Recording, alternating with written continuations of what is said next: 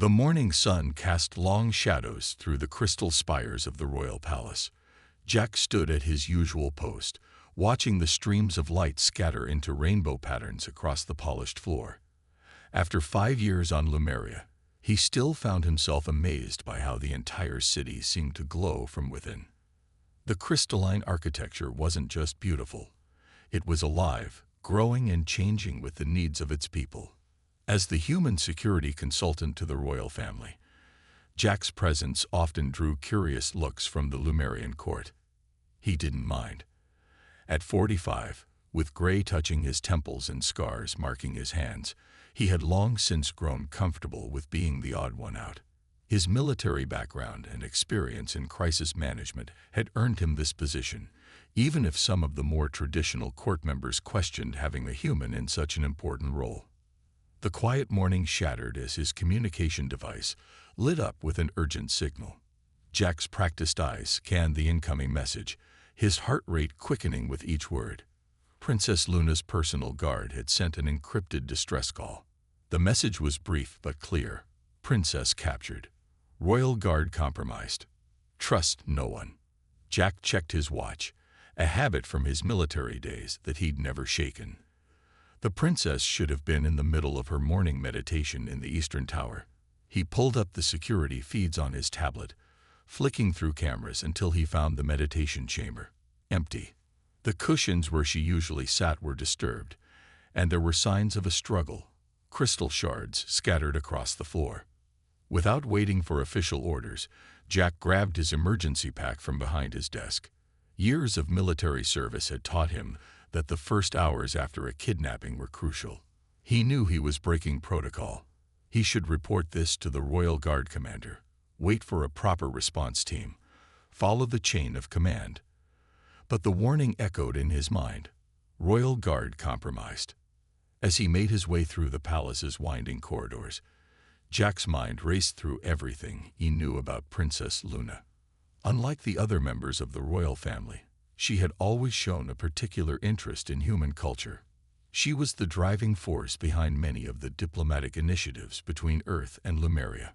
Her crystalline form, like all her people, could shift and change color with her emotions, something that made her an excellent diplomat, but also made her impossible to impersonate. If someone had taken her, they had a plan. Jack reached the meditation chamber and knelt to examine the crystal shards.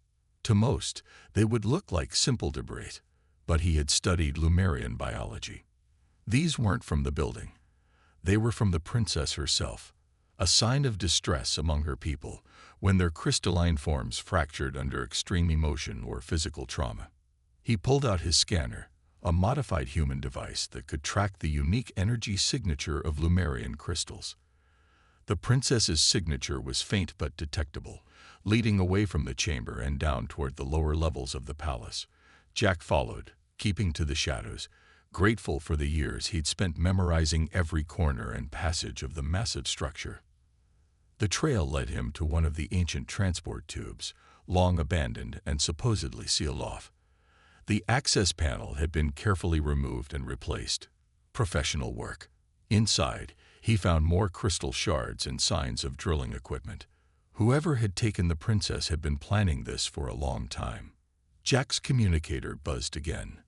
This time, it was an official alert. The palace was going into lockdown. Soon, every guard and security system would be activated, and his chance to follow the kidnappers would vanish.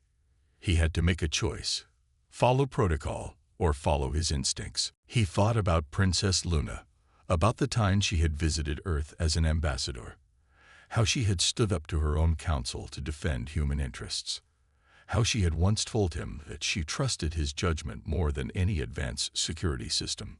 Jack took a deep breath and climbed into the transport tube.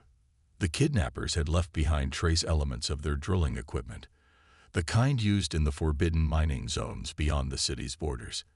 As he descended into the darkness, he activated his emergency beacon's recording function. "This is Security Consultant Jack Reynolds. I'm pursuing Princess Luna's kidnappers into the old transport system. Evidence suggests they're headed for the Forbidden Zone. I'm going in alone to maintain stealth. If anyone receives this, Don't trust standard channels. Royal Guard may be compromised. The tube seemed to go on forever, spiraling down into the planet's crust. Jack's modified scanner kept picking up traces of the princess's energy signature, but it was growing weaker. He knew that Lumerians couldn't survive long away from their city's natural crystal matrices. Their bodies needed the specific energy frequencies to maintain their form. If the kidnappers were taking her to the Forbidden Zone, they were either desperate or had a way to keep her alive. After what seemed like hours, the tube opened into a larger chamber. Ancient mining equipment lay scattered about, covered in decades of dust. But there were fresh footprints in that dust, and drag marks that told a clear story. The kidnappers had switched to ground transport here. Jack found tire tracks leading to a collapsed section of wall that had been recently cleared. Beyond it, he could see the faint glow of the Forbidden Zone, the abandoned mining region that had been sealed off centuries ago due to dangerous radiation levels and unstable crystal formations. As he stood at the threshold of the Forbidden Zone, Jack checked his equipment one last time. His radiation suit was designed for human biology. He had no idea if it would hold up against whatever had made this place forbidden to the Lumerians. His oxygen supply would last 12 hours at most. He had basic weapons, medical supplies, and his modified scanner. It wasn't much to go on for a rescue mission. But then he saw something that made his decision final. A small crystal formation on the ground, pulsing weakly with the princess's unique signature pattern. He recognized it as a deliberate message, something she had taught him about during their cultural exchange sessions. In the pattern language of her people, it meant help is needed. Time is short. Jack stepped through the barrier and into the Forbidden Zone. The air immediately felt different, heavy with ancient energy and crackling with radiation that made his scanner's readings jump erratically.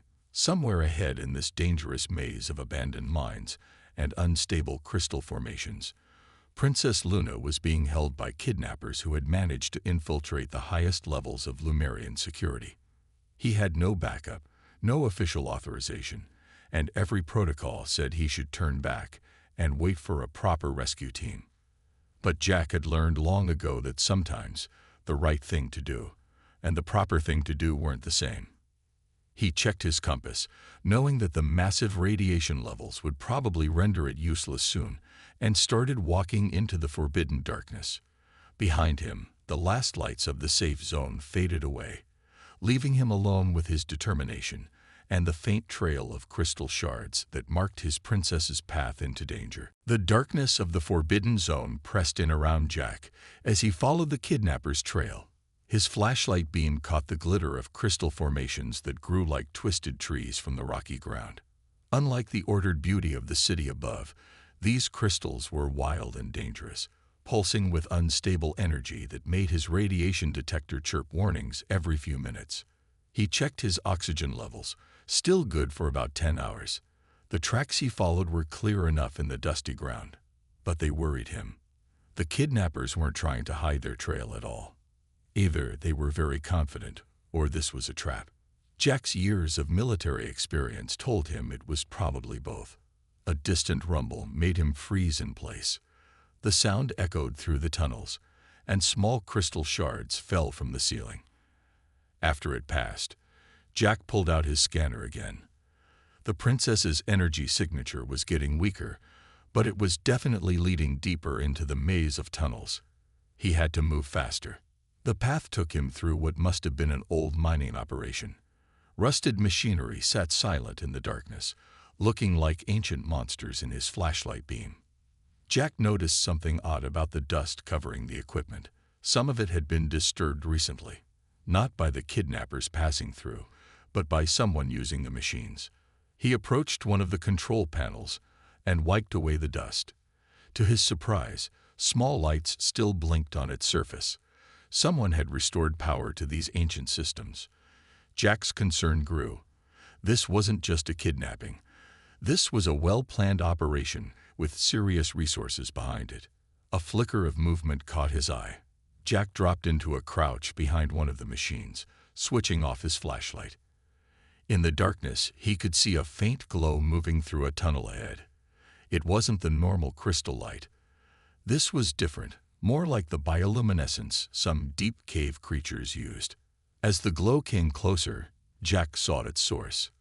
A creature about his height, but much thinner, moved through the tunnel. Its skin seemed to shift and change color like flowing water, giving off that strange light. Jack had studied all known species in this sector of space, but he'd never seen anything like this. According to official records, nothing lived in the Forbidden Zone. The creature passed by without noticing him, carrying what looked like mining tools. Jack waited until it was gone before moving forward. If there were survivors down here, or some unknown species that had adapted to the radiation, it changed everything he thought he knew about this place. He followed the tunnel where the creature had come from, moving as quietly as possible. The path sloped downward, and the air grew noticeably warmer. His radiation suit's cooling system worked harder to keep him comfortable. The crystal formations here were different. They seemed to pulse in patterns, almost like they were communicating. Jack found another crystal shard from the princess, this one barely glowing. The pattern it held was weak but clear. Danger. Weapons. He picked up his pace, worry growing about what the kidnappers might be planning. The princess's crystal form was unique even among her people. She could interact with ancient technologies in ways others couldn't. If someone wanted to activate old weapon systems, the tunnel opened into a massive cavern. Jack's flashlight couldn't reach the ceiling, but he could see more of those luminescent creatures moving around on the far side. They seemed to be working, carrying materials back and forth from other tunnels. In the center of the cavern stood something that made his breath catch, a massive crystal structure, clearly artificial, rising like a tower from the rocky floor. His scanner went crazy when he pointed it at the tower. The energy readings were off the scale, and he could see why. The entire structure was alive with pulsing light, patterns racing through it like electronic signals through a circuit. This had to be what the kidnappers were after. Movement near the base of the tower caught his attention. A group of figures was approaching, and one of them was definitely Princess Luna. Even from this distance, Jack could see that her usual brilliant glow had dimmed to a dangerous level. She was being half-carried by two guards in radiation suits similar to his own. Jack counted at least 10 other guards around her. They were well armed, carrying both traditional weapons and some kind of energy tools he didn't recognize. He needed a better view of what was happening. Moving carefully from crystal formation to crystal formation, he worked his way closer to the tower. As he got nearer, he could hear voices. The kidnappers were arguing about something. Jack adjusted his suit's audio sensors to pick up their conversation. "The radiation is killing her too quickly," one voice said. "We need to start the activation process now." "The arrays aren't ready," another replied. "If we rush this, the whole system could collapse." "Look at her. We won't get another chance. The royal guards will find us soon." Jack's jaw tightened as he watched them roughly move the princess toward the tower. He had to act soon, but taking on 10 armed guards alone would be suicide. He needed a plan. That's when he noticed something interesting. The luminescent creatures were avoiding the tower completely, staying well away from its base. They seemed almost afraid of it. Jack remembered his military training. Sometimes the local wildlife knows things about a place that even the most advanced sensors miss. He checked his equipment one last time. He had 2 stun grenades, a pulse rifle, and his emergency beacon. Not much for a rescue mission, but he'd worked with less. The biggest problem would be getting the princess to safety. In her weakened state, she wouldn't be able to move quickly, and the radiation would keep damaging her crystal form. A sudden change in the tower's light pattern caught his attention. The kidnappers had done something, and now the whole structure was pulsing faster, its light growing stronger. The princess's form flickered in response, and Jack heard her cry out in pain. One of the luminescent creatures appeared beside him, making him jump. It looked at him with what seemed to be intelligent eyes, then pointed to a small tunnel entrance near the tower that he hadn't noticed before. Was it trying to help him? The creature made a gesture that reminded him of the Lumerian sign for danger, then pointed at the tower again. Whatever this ancient structure was, these creatures clearly understood its power and feared it. Jack made his decision. The kidnappers were focused on the tower. The princess was getting weaker by the minute, and he had what might be a local ally. It wasn't a perfect plan, but he'd learned long ago that waiting for perfect plans usually meant waiting too long. He pulled out one of his stun grenades and looked at the creature beside him. "I hope you know what you're doing, friend," he whispered. The creature's skin rippled with colors in response, and Jack could have sworn it nodded. The tower's light suddenly flared brighter, and the princess collapsed to her knees. Jack didn't need his scanner to tell him she was running out of time. He took a deep breath, checked the position of each guard one last time, and prepared to move. Whatever ancient weapons or powers this place held, he had to stop them from using the princess to activate them. The creature beside him melted into the shadows, but Jack could see others moving into position around the cavern's edges. Maybe he wasn't as alone in this rescue mission as he'd thought. He gripped his stun grenade tighter and started counting down in his head. It was time to show these kidnappers why taking a human soldier's friend was a very, very bad idea. Jack threw the stun grenade high into the air above the guards. The flash lit up the entire cavern like daylight, and the sound echoed off the crystal walls. The guards stumbled, their hands going to their helmets. In that moment of confusion, the luminescent creatures moved. They flowed from the shadows like living water, surrounding the guards with their glowing bodies. Taking advantage of the chaos, Jack sprinted toward Princess Luna. Two guards recovered quickly and raised their weapons, but the strange creatures wrapped around their arms, making them drop their guns. Jack reached the princess and pulled her behind a large crystal formation as energy blasts lit up the cave. "Jack." Luna's voice was weak, her crystal form flickering dangerously. "You shouldn't have come alone." "Not alone anymore," Jack said, nodding toward the creatures that were keeping the guards busy. "Can you move?" Before she could answer, a new voice boomed through the cavern. "Stop. One more move and I activate the containment field." Jack peered around the crystal. A tall figure stepped out of the shadows near the tower. Even through the radiation suit, Jack recognized him. Commander Reed, the head of the Royal Guard, the man who had trained him when he first arrived on Lumeria. "I should have known it was you," Jack called out, keeping the princess behind cover. "You never did like how close humans and Lumerians were becoming." Reed laughed, the sound harsh through his suit's speakers. "This isn't about humans, Jack. It's about making our people strong again. The royal family has made us soft with their peace treaties and diplomatic talks. The ancient weapons in this tower can restore us to our former glory." The commander held up a control device. With a press of a button, energy fields sprang to life around the tower's base. The crystal structures pulsing grew stronger, and Princess Luna gasped in pain. "The tower is connecting to her crystal matrix," Reed explained. "Her royal bloodline is the key to activating the weapons. The radiation is just helping to speed up the process." Jack's mind raced. He had three problems: the guards who were still fighting the luminescent creatures, the energy field around the tower, and the commander with his control device. And his oxygen supply was now down to 4 hours. "Those weapons were sealed away for a reason," Luna said, her voice stronger despite her weakening form. "They nearly destroyed our civilization once before.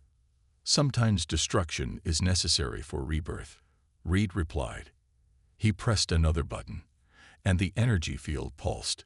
Luna cried out as more of her crystal form began to crack. The luminescent creatures seemed to react to her pain. They moved faster, their glow becoming almost blinding. The guards they were fighting fell back, shielding their eyes. Jack realized these creatures weren't just helping. They were protecting the princess. "You don't understand what you're doing," Jack shouted to Reed. "Look around you. Even the native life forms know these weapons are too dangerous. They'd been guarding this place, keeping people away. They're nothing but simple animals," Reed scoffed. But Jack saw doubt cross his face as he watched the creatures moving with clearly intelligent purpose. Jack had one stun grenade left. If he could get close enough to Reed, he might be able to disable the control device, but leaving Luna exposed was too risky. Then he noticed something. The luminescent creatures were affecting the energy fields where they touched them. The fields flickered and weakened. He turned to the nearest creature. "Can you disrupt the energy field around the tower?" The being's skin rippled with colors, and it moved toward the field, calling others to join it. Reed saw what was happening and rushed to the control panel by the tower. "No, stay back." He fired his weapon at the creatures, but the energy beams passed right through their fluid-like bodies. The creatures pressed against the energy field. Where they touched it, the barrier began to fade. Reed frantically worked at the control panel, but his attention was divided between the creatures and watching for Jack's next move. That was the opening Jack needed. He pulled out his pulse rifle and took careful aim at the control panel. One shot could destroy it, but it could also trigger the weapons or collapse the cavern. He had to try something else. "Commander," Jack called out, "look at what this place is doing to the princess. You've served the royal family your whole life. Is this really how you want to protect Lumeria?" "Protection through strength," Reed shouted back, but Jack heard the uncertainty in his voice. "Our enemies grow stronger every day while we waste time with diplomacy." "And who are these enemies?" Luna asked, her voice carrying despite her weakness. "The humans who have shared their technology with us. The trading partners who depend on our crystals. Or is it your own fear of change?" Reed's hands hesitated over the control panel. The luminescent creatures had almost broken through the energy field. Jack saw his chance. He broke from cover and ran toward the tower, firing his pulse rifle at the ceiling above Reed. Crystal shards rained down, forcing the commander away from the controls. The energy field collapsed as the creatures swarmed over it. Luna fell forward, no longer held up by the tower's power. Jack caught her before she hit the ground. Her crystal form was dangerously dim now, covered in spreading cracks. "No." Reed charged toward them, drawing a blade made of dark crystal. "I won't let you ruin everything." But the commander had forgotten about the luminescent creatures. They flowed around him like a glowing tide, lifting him off his feet. His blade passed harmlessly through their bodies as they carried him away from the tower. Jack got Luna to her feet, supporting most of her weight. The tower was still pulsing with power, but without the control device forcing the connection, it was starting to fade. Then Jack's radiation detector began screaming a warning. The tower's power was becoming unstable. "The weapons," Luna whispered. "They're still trying to activate. The system, it's breaking down." The ground began to shake. Cracks appeared in the cavern walls, spreading like lightning through the crystal formations. The tower's light became blinding, and Jack could feel heat building up even through his radiation suit. "We need to get out of here," he said, looking for an escape route. The main tunnel was too far, and parts of the ceiling were already collapsing. One of the luminescent creatures appeared in front of them, gesturing urgently toward the small tunnel it had shown Jack earlier. Others were already dragging the unconscious guards toward the same exit. "Can you trust them?" Luna asked, her voice faint. Jack watched as the creatures gently but firmly moved everyone, even Reed, toward safety. "They've been protecting this place for who knows how long. I think they're trying to protect us too." Behind them, the tower's crystal structure began to crack. The weapons inside were destroying themselves, just as they had centuries ago when Luna's ancestors first sealed them away. Jack lifted the princess in his arms. She was lighter than he expected, her crystal form now so weak it was almost transparent. "Hold on," he told her, and ran for the tunnel. The luminescent creatures lit the way ahead, their glow providing just enough light to see by. The tunnel sloped upward, away from the heat and radiation of the tower chamber. Jack didn't look back, but he could hear the destruction growing behind them. The princess's body grew slightly warmer in his arms, and he ran faster. They had stopped the weapons from being activated, but now they had to outrun their destruction.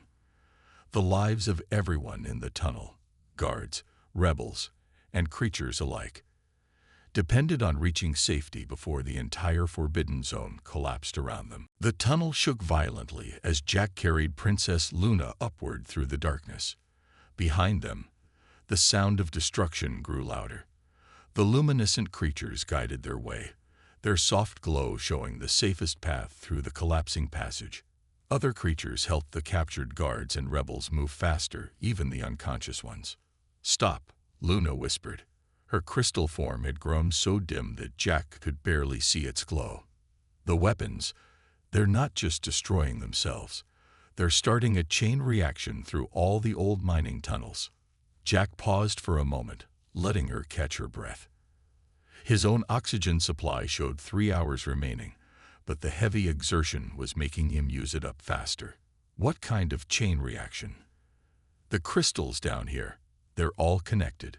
When one breaks..." She couldn't finish the sentence as pain racked her body. More cracks appeared across her surface. A deep boom echoed through the tunnel, and the ground shifted beneath their feet. One of the luminescent creatures rushed back to them, its color changing rapidly in what Jack now recognized as their way of showing urgency.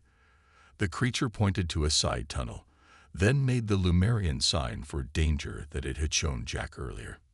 "We need to move," Jack said, adjusting his grip on the princess. "Can you feel which way leads to the surface?" Luna weakly raised one crystal arm, pointing to a different tunnel than the one the creature had indicated. "That way. I can sense the city's crystal matrix, but it's far."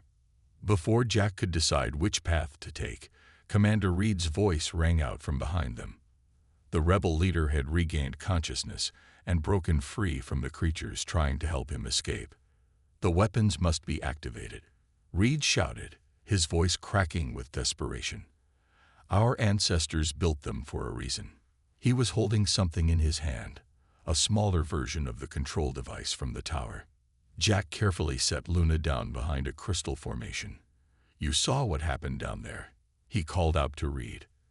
"Those weapons are too unstable. They'll destroy everything, including us. Better destruction than weakness."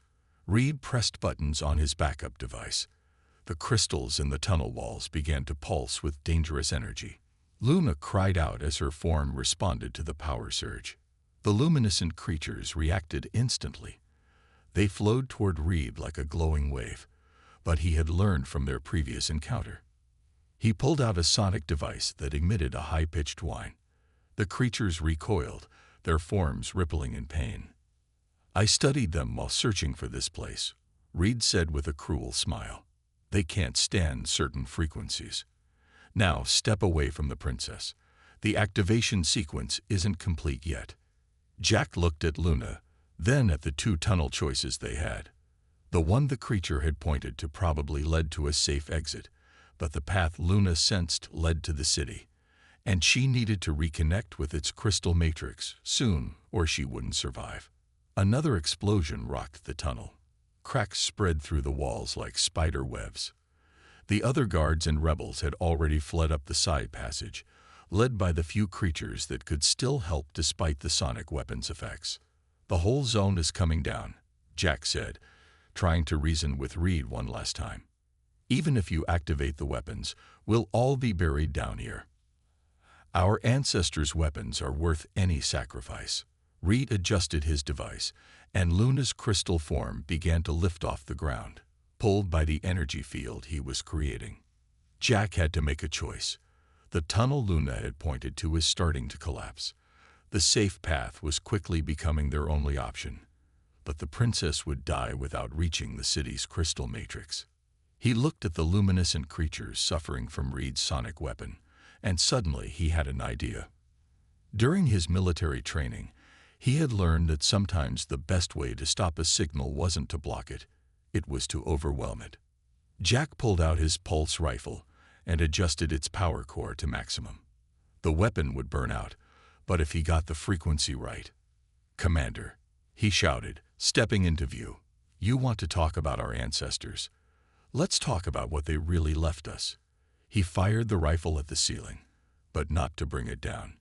He set the beam to pulse at a rapidly increasing frequency. The sonic weapon in Reed's hand began to screech. The luminescent creatures stopped writhing and started glowing brighter. The crystals in the walls vibrated, adding their own frequencies to the chaos of sound.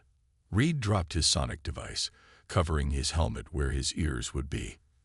The backup control unit sparked and smoked in his other hand. Luna fell to the ground as its power failed, and Jack rushed to catch her. The luminescent creatures recovered quickly. They surrounded Reed, this time lifting him high enough that he dropped both devices. The machine shattered on the rocky ground. No. Reed struggled against the creature's grip. You don't understand. The weapons are our heritage, our strength. Our strength, Luna said weakly from Jack's arms, was never in weapons. It was in knowing when to put them away. She raised one crystal hand, and the walls of the tunnel glowed in response. The Matrix, it's still here, deep down, still protecting us. The ground shook again, harder this time. The path to the city was completely blocked now by fallen crystal shards. The luminescent creatures holding Reed gestured urgently toward the remaining tunnel, their tunnel. Jack looked down at Luna. I know you can sense the city that way, but we have to take their path. Trust them like they trusted us. Luna nodded slowly. The creatures, they're connected to this place, connected to us from long ago. Maybe they know something we've forgotten. More explosions echoed up from below. The weapons chain reaction was getting closer. Jack's oxygen gauge now showed 2 hours remaining. Not enough time to dig through to the city. Commander, he called to Reed, who was still held by the creatures. You have a choice. Come with us and live, or stay here with your ancient weapons. The commander looked at the blocked tunnel, then at the destruction spreading up from below. Something seemed to break inside him. His shoulders slumped, and he stopped fighting against the creature's hold.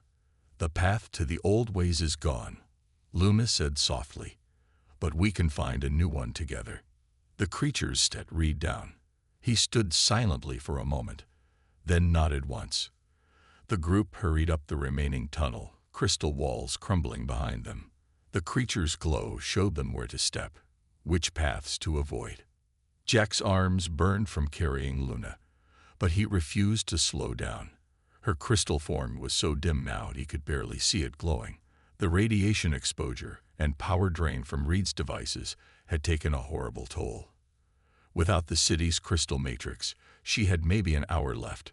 But as they climbed higher through the creature's tunnel, Jack noticed something strange. The luminescent beings weren't just lighting their way. They were gathering around Luna, their glow seeming to strengthen her somehow. Her crystal form began to stabilize, the spreading cracks slowing their advance. They're helping her, Reed said, his voice filled with wonder. All this time in the Forbidden Zone, they weren't just guarding the weapons. They were maintaining what was left of the original crystal matrix. The tunnel curved upward sharply. Jack could feel the air changing, becoming less heavy with radiation. His suit's sensors showed decreasing danger levels. They were nearly out. Suddenly, Luna gasped. Her crystal form flickered, then glowed brighter than it had since her capture. I can feel it, she whispered. The city's matrix. It reaches this far. The creatures, they're connecting me to it somehow. The tunnel ahead was filled with light, not just from their guides, but from an opening to the surface. They were going to make it. But Jack knew the hardest part was still to come. They had stopped the weapons from being activated, but now they had to find a way to repair the damage this rebellion had caused, both to the princess and to their people's trust in each other. The first rays of morning sunlight broke through the tunnel opening above them. Jack carried Princess Luna the final few steps toward freedom, while the luminescent creatures continued to surround her with their healing glow. Behind them, Commander Reed and the remaining guards followed, their steps heavy with exhaustion and regret. The tunnel exit opened into a crystal forest on the outskirts of the city. Jack could see the magnificent spires of the royal palace in the distance, catching the dawn light and sending rainbow patterns across the sky. His oxygen meter showed just under 2 hours remaining. They had made it out just in time. "The matrix is stronger here," Luna said, her voice growing steadier. The creature's energy combined with the natural crystal formations had helped stabilize her form. The dangerous cracks were slowly beginning to heal. But something is different. I can feel the old connections, paths we had forgotten. The luminescent creatures spread out around them, their glow dimming slightly in the morning light, but still visible. One approached Luna and made a series of color patterns across its surface. To Jack's surprise, the princess's crystal form responded with similar patterns. "They're showing me the truth," she said in wonder. "These beings, they're not just residents of the Forbidden Zone. They're part of our own history, changed by centuries of living with the ancient crystal matrix. They're what we might have become if we had chosen a different path." Commander Reed stepped forward, his head bowed. "Your Highness, I was wrong. I thought our ancestors' weapons would make us strong again. But these creatures showed us a different kind of strength. The strength of adaptation," Luna said, "of finding new ways to survive and thrive." She turned to Jack. "And the strength of trusting others, even those who seem very different from ourselves." Jack carefully set the princess down. She was able to stand now, though she still leaned on him for support. His suit's radiation sensors showed safe levels here, but he kept it sealed just in case. The luminescent creatures began to move in a circle around them, their glow creating patterns that reflected off the crystal trees. "They're not just communicating," Luna explained, watching the display. "They're showing us how to repair the damage to the old matrix. The weapon's destruction caused a chain reaction, but it also opened up ancient channels we had lost. With their help, we can make something new from what was broken." A deep rumble echoed from the direction of the Forbidden Zone, and the ground trembled slightly. The weapon's self-destruction was complete, but the chain reaction was still spreading through the old mining tunnels. The creature's patterns became more urgent. "They want to help us stabilize the crystal networks before the damage reaches the city," Luna said. She straightened up, her royal training taking over despite her weakened state. "Commander Reed, take your men to the palace. Alert the crystal engineers. Tell them to prepare for a matrix reconstruction." Reed nodded sharply, his military discipline returning. "Yes, Your Highness." He paused, then added, "And I will accept whatever punishment you deem appropriate for my actions." "We will discuss that later," Luna said. "Right now, our people's safety is more important than justice." The commander and his men hurried toward the city.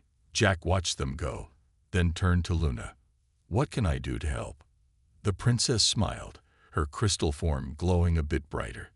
"You've already done so much, but I need your help one more time.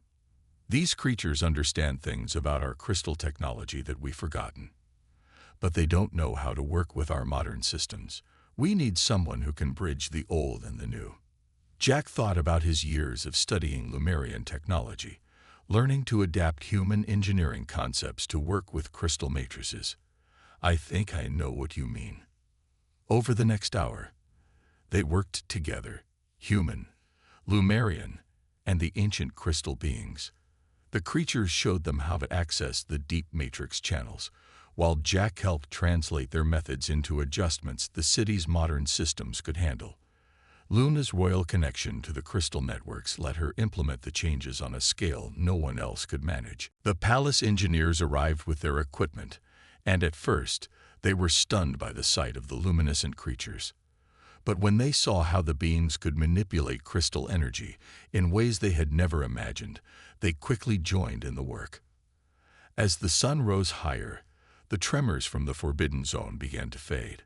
The chain reaction was being contained, redirected into strengthening the city's matrix rather than destroying it.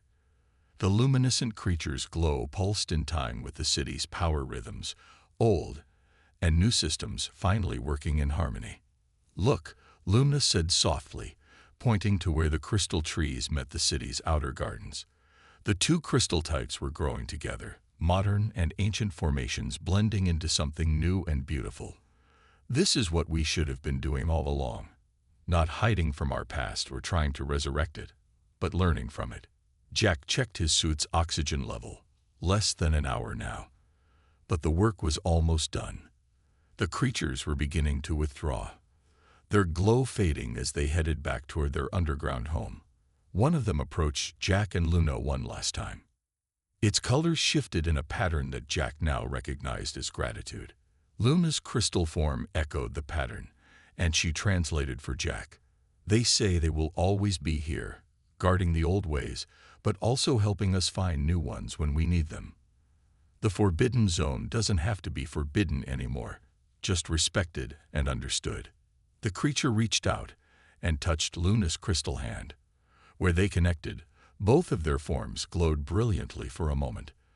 Then it turned to Jack and made the Lumerian sign for friend before disappearing into the crystal forest with its companions. Will they be all right down there? Jack asked, watching them go. With all the damage from the weapons, they'd survived there for centuries, Luna said. And now that we understand them better, we can help them too. The crystal matrix connects us all. We just needed to be reminded of that. The sun was fully up now, and the city was waking. Palace guards and officials were approaching, drawn by the commotion and the strange lights. Luna straightened up, no longer needing Jack's support. Her crystal form was almost back to its normal brilliance. There will be questions, she said. Changes to be made. Commander Reed and his followers showed us that some of our people feel disconnected from our heritage. We need to address that, but not by looking backward to weapons and war. Jack nodded. Those creatures found a way to adapt and thrive in the harshest environment on your world. Maybe that's the heritage worth preserving. Luna's crystal form glowed with approval. Indeed, and having a human help save our ancient crystal legacy, I think that will go a long way toward answering those who doubt the value of our alliance. The palace officials reached them, full of questions and concerns. But before Luna turned to address them, she placed one crystal hand on Jack's suited arm. Thank you, my friend, for trusting your instincts, for risking everything to help me, and for showing us that sometimes the best way forward is to bring different worlds together. Jack smiled inside his helmet, his oxygen supply beeping a 30-minute warning. That's what friends do, Your Highness, even if they have to break a few protocols along the way. As Luna turned to speak with her officials, Jack looked back at the crystal forest, where the luminescent creatures had vanished. The morning light caught the mixed crystal formations, sending sparkles of ancient and modern light dancing through the air. Somewhere deep below, the old weapons had been destroyed, but something far more valuable had been found. A connection between past and present, between different species and cultures, that would help light the way forward for both their worlds.